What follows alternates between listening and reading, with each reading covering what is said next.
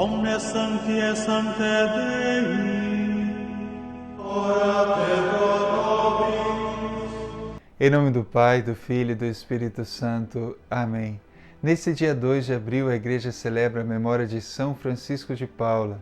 Ele nasceu na região da Calábria, na Itália, numa cidade chamada Paula.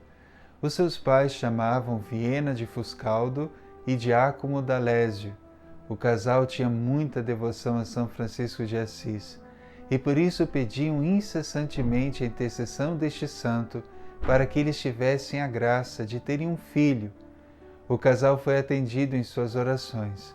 Assim, no dia 27 de março de 1416, o filho deles nasceu e recebeu o nome de Francisco, em homenagem ao santo por ter escutado o pedido deles. Aos 12 anos, o pequeno Francisco foi levado para o convento de São Marcos. Ali ele permaneceu durante 1 ano, porém não se sentiu atraído pela vida daqueles monges. Assim ele volta para a sua cidade. E depois os seus pais fazem uma peregrinação aos lugares santos da Itália. E o jovem Francisco acompanha seus pais, e nesta viagem ele é tocado pela graça quando visita Monte Cassino, o mosteiro fundado por São Bento. Nesse mosteiro ele teve a oportunidade de conhecer a história do patriarca São Bento e se sentiu atraído pela vida de eremita. Ele pede então a autorização dos seus pais para viver uma vida de rigores, oração e penitência. Certamente os seus pais sofreram muito com a partida do filho, mas ao mesmo tempo se alegraram por ele ter encontrado o caminho de Deus. O jovem Francisco passou a viver isolado numa gruta no deserto. Ele fazia grandes sacrifícios, orações e jejuns, e ele chamava tudo isso de quaresmas.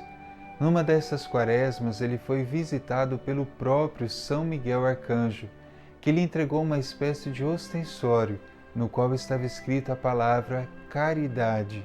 Ele compreendeu que esta palavra deveria se tornar o lema da sua vida, e ele juntou a outras 2 palavras que ele já tinha escolhido e adotado como regra de vida: humildade e penitência. Depois desta aparição, Francisco começou a pensar na fundação de uma nova ordem religiosa.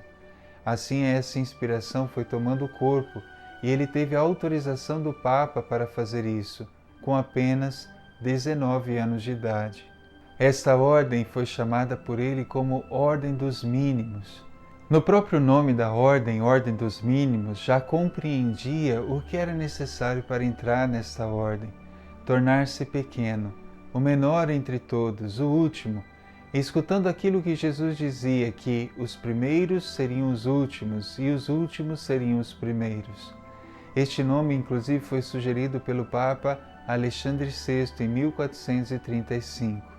Ainda o jovem São Francisco começou a construir um mosteiro numa colina que ficava não muito distante da sua cidade natal, Paula. Neste tempo, Deus lhe tinha dado o dom de fazer milagres. Por isso a sua fama crescia e muitas pessoas vinham até ele, porque além do dom dos milagres, ele tinha também o dom de realizar curas em nome do Senhor Jesus.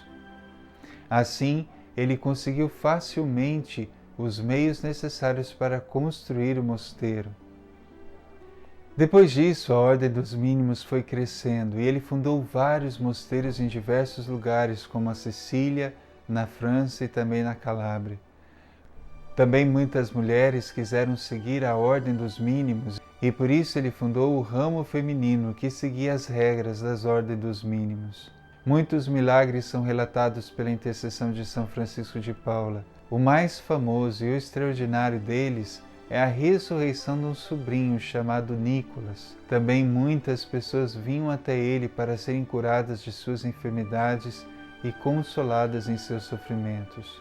Além disso, São Francisco tinha o dom de profetizar e o dom de pregar a palavra de Deus.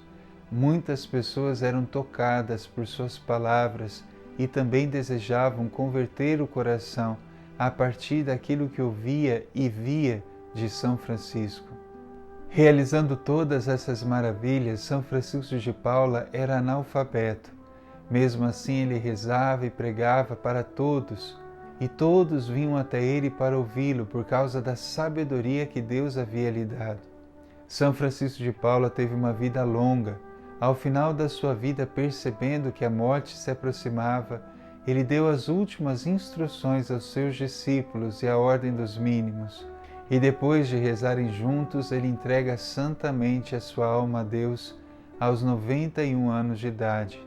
Era Sexta-feira Santa de 1507. Existe um fato curioso na vida de São Francisco de Paula. Depois da sua morte, o seu corpo permaneceu incorrupto até 1562. Neste ano, durante as guerras de religião, os protestantes calvinistas, como o santo havia já predito, invadiram o convento que ele estava enterrado e tiraram o seu corpo do sepulcro. E sem se comover por verem o prodígio do corpo incorrupto, o queimaram com umas madeiras de um crucifixo grande que havia na igreja.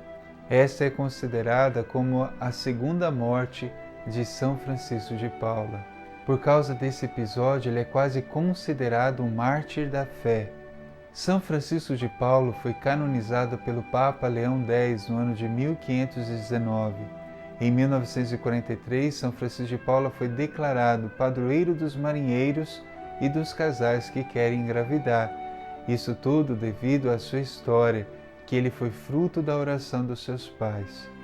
Nesse dia em que celebramos a vida tão bela deste homem, este homem que entregou-se totalmente nas mãos de Deus, confiando que o Senhor estava com ele em todos os momentos, e por isso não temeu, mas avançou e de fato construiu uma grande obra para a glória de Deus. Também ele é um sinal para nós de que a oração pode ser ouvida, e quando de fato é ouvida, o Senhor realiza maravilhas em nossas vidas. A própria oração dos seus pais já é uma grande maravilha, um grande fruto de santidade para toda a Igreja. Imaginem se aqueles pais não tivessem insistido na oração para pedir a Deus um filho. Nós hoje não estaríamos falando deste grande santo que entregou a sua vida a Deus na Sexta-feira Santa, no mesmo dia em que o Senhor também entregou a sua vida por nós. Tal era a sua união com o próprio Cristo Jesus. Senhor Jesus, nesse dia em que celebramos a tua paixão e morte, no mesmo dia, Senhor, que São Francisco de Paula entrega a sua vida a vós, o Senhor entrega também a sua vida por nós. Que nessa Sexta-feira Santa, Senhor, possamos mergulhar no mistério da tua paixão e assim compreender com São Francisco de Paula a grandiosidade do teu amor por cada um de nós. Dai-nos a graça, Senhor, de testemunharmos sempre a tua graça e o teu amor. Dai-nos a graça, Senhor, de a todos proclamarmos que Jesus de fato morreu por nós, mas que ressuscitou para sempre, para a nossa justificação. Dai-nos a graça, Senhor, de te adorar hoje crucificado, para que também possamos um dia te adorar ressuscitado no céu, juntamente com São Francisco de Paula. O Senhor esteja convosco, Ele está no meio de nós, abençoe-vos Deus Todo-Poderoso, Pai, Filho e Espírito Santo. Amém. São Francisco de Paula, rogai por nós.